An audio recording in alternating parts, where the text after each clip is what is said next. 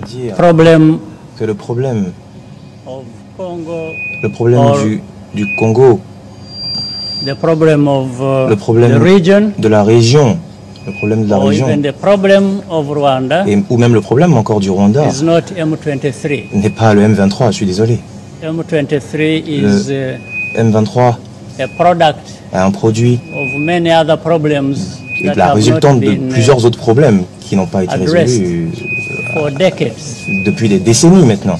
If you remember Si vous vous rappelez the bien, problem of le problème M23 du M23 was there even before existait même bien avant que, before Tshisekedi became president. avant même que M. Tshisekedi There devienne was a président. problem C'était related to it un problème in 2012.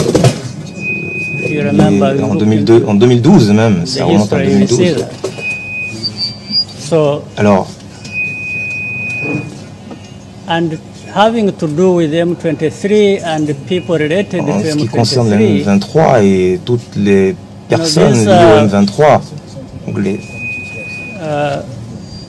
Congolese, les Congolais but who have Rwandese heritage. qui ont bénéficié donc de The l'héritage borders rwandais, that were drawn during colonial times les frontières qui ont été bâties cut durant our la countries période to coloniale pieces. ont A big part of affecté, Rwanda was left outside. on va dire diviser nos peuples. Il y a une partie donc du Rwanda qui a été donnée à l'est du Congo, le sud à l'Ouganda, etc. Nous avons une coopération qui existe déjà dans ces zones et qui ont, c'est-à-dire qu'il y a déjà des liens qui existent entre nos deux peuples. Il y a déjà beaucoup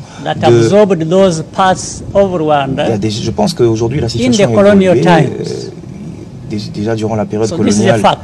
C'est clair et évident que vous pouvez vous regarder même au niveau remonté dans l'histoire, vous allez vous en rendre compte.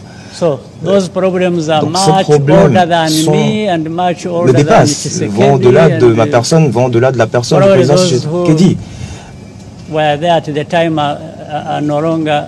Je pense même que toutes ces personnes qui étaient vivantes à cette période-là ne sont plus de ce monde. Donc je pense qu'aujourd'hui, ces peuples ont renié donc leur lien avec le Congo. Et quand je me rappelle donc la situation en 2012 où il y a eu des attaques, où il y a eu cette attaque armée, c'est là le début de l'histoire. Donc nous n'avons pas bien géré la question et aujourd'hui nous sommes en 2023, 11 ans après. Le problème existe toujours. Cela veut dire simplement qu'il n'a pas été résolu comme cela se doit. Tous les pays africains ont été impliqués dans la résolution donc, de cette crise. Mais personne n'a pu réussir, quoi que ce soit en ce qui la concerne. Alors, mentionner le problème, la difficulté du M23 dans cette région, ou encore,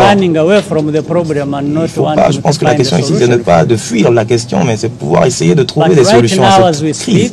Mais pendant que nous sommes en train d'avoir cette discussion, toute la région africaine, tous les pays de la zone africaine, y compris l'Angola, nous avons deux processus de procédés. On avait un processus de Nairobi basé à Kenya et un autre processus déjà implémenté à Luanda et qui ont fait tout, ils ont mis tout en œuvre pour pouvoir résoudre cette question.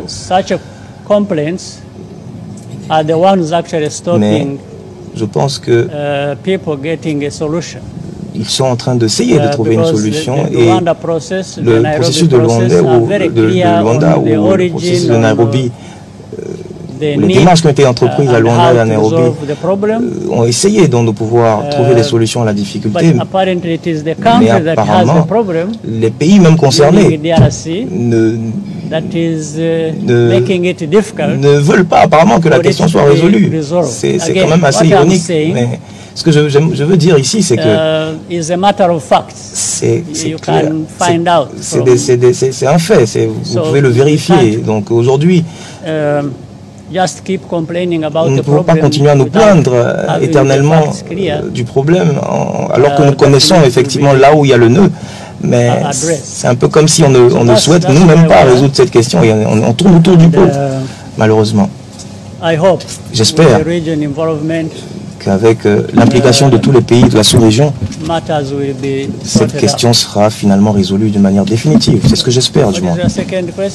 Quelle était votre deuxième question déjà? La Russie.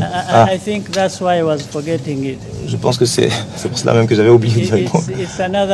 C'est encore un autre problème qu'on ne devrait même pas avoir en réalité. La Russie,